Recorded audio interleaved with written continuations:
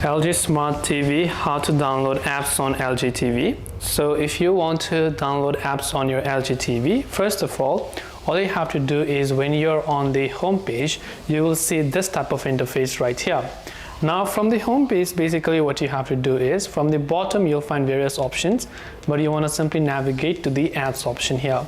Then once you navigate to the apps option, this is the interface that you will be able to see. From here, what you just need to do is you need to load up, and by the way, to download apps on your LG TV, you need to have an LG account, by the way. So make sure that you have an LG account and that you're logged in. Now you can choose any of the applications that you want to download, or you can just use the search bar from the top right hand side.